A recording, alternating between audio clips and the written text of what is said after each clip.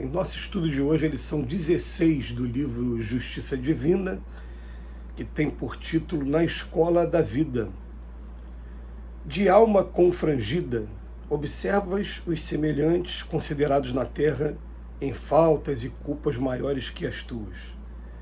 De muitos deles, tens notícias que assombram e sabes de outros muitos positivamente estirados na delinquência. Agitam-se alguns por ignorância sobre as tenazes do crime, vários conhecem que amargas consequências recolherão mais tarde e, apesar disso, rendem-se inermes às garras da tentação, declaram-se outros adeptos da virtude e rolam na crueldade, e outros ainda que te animavam a fé permanecem na retaguarda entregues ao desespero.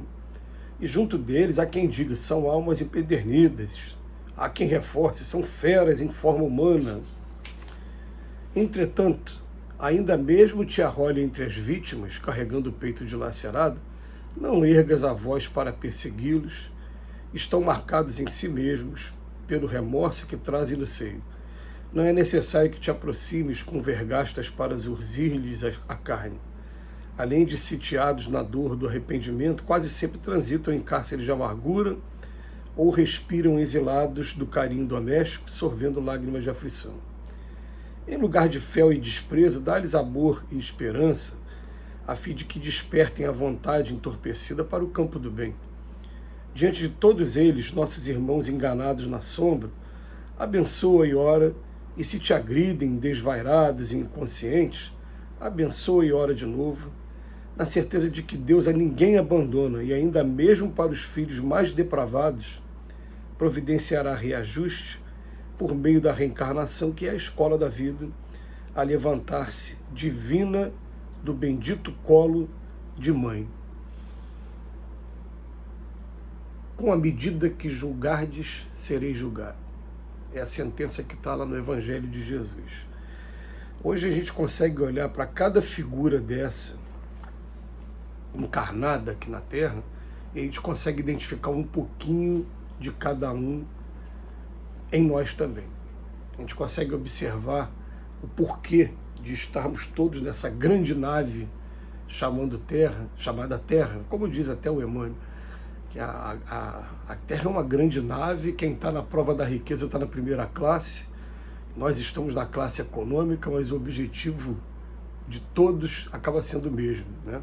Vamos todos sendo levados ao progresso e às lições, aos exercícios que a gente passa, provas e expiações que a gente passa aqui na Terra.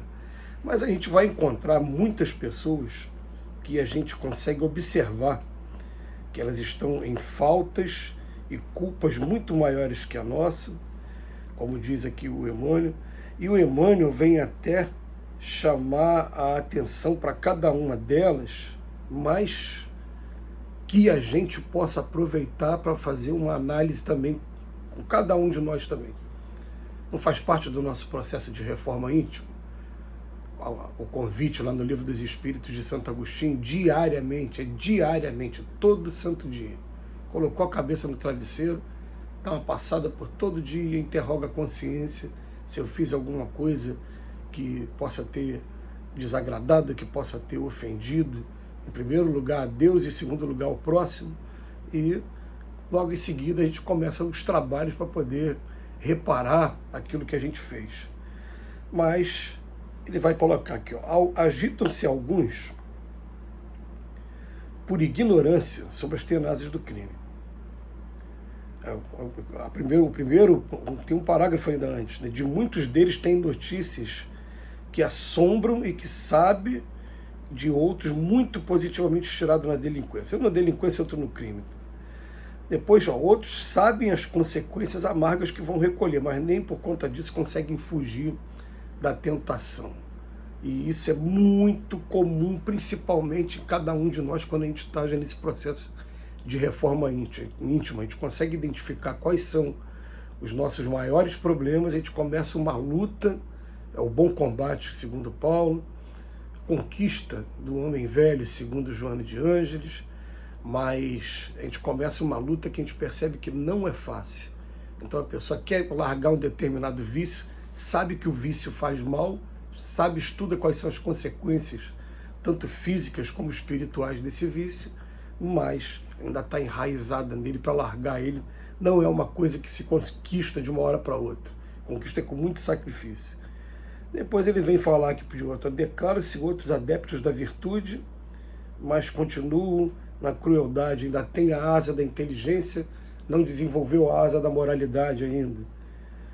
E junto deles há quem diga, são almas empedernidas, e começa a vir as condenações.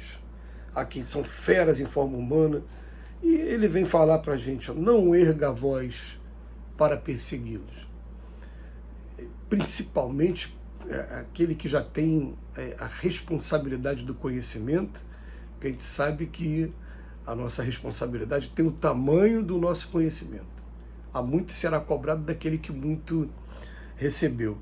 E a gente vai percebendo que as lições vão chegando, chegam de maneira direta, chegam de maneira indireta. Deve acontecer com todo mundo, mas comigo pelo menos acontece.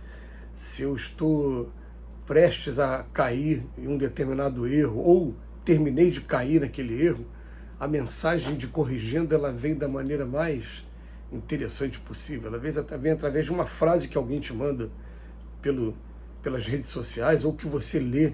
Às vezes você tem um texto muito grande, mas uma determinada frase só, parece que ela fica ali marcada de luz. Quando você lê aquela frase, ela te chama a atenção, acontece alguma coisa para te colocar na lucidez de novo, e aí você mais uma vez vai optar se continua ou se sai.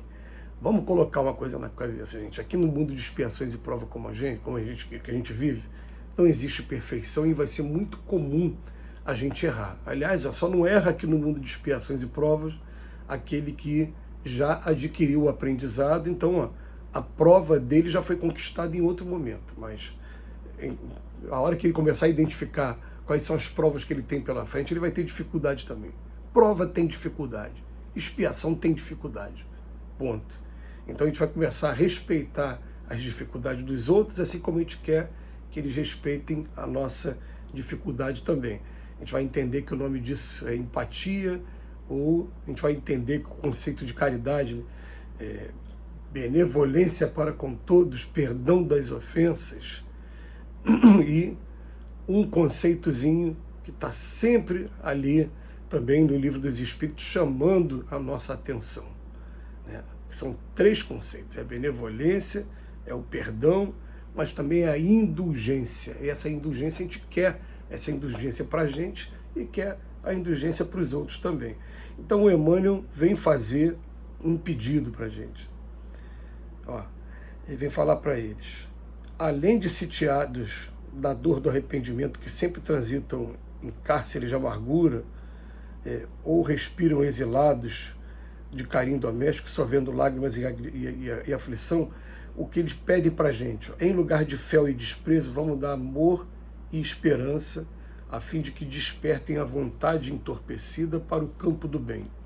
E, gente, vamos cá para nós, é tão bom quando a gente tem pessoas do nosso lado que, mesmo reconhecendo as nossas falhas, falam para a gente: olha, eu acredito em você, eu sei que você pode conseguir, e procuram, assim como Jesus vem fazendo o tempo todo, estimular na gente o melhor lado, o lado da virtude, porque às vezes uma virtude que ainda está em germe, mas começando a brotar, ela vai daqui a pouco tomar o tempo, tomar o caminho todo, e vai deixar aquele vício mais destacado, vai deixando ele cada vez mais isolado.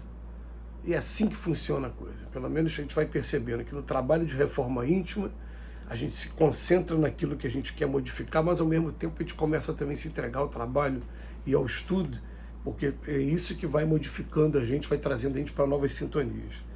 Então ele fala para a gente: aí, diante de todos eles, esses irmãos enganados na sombra, abençoa e ora.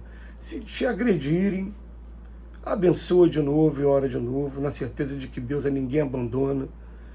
E a gente vai perceber que, na verdade, isso aqui está sendo biografia espiritual de cada um de nós. Todo mundo passa por um momento em que alguém vai ter comiseração, alguém vai ter paciência, alguém vai nos dar um incentivo, e cá nos encontramos nós agora, buscando a luz. Que Jesus nos abençoe hoje e sempre.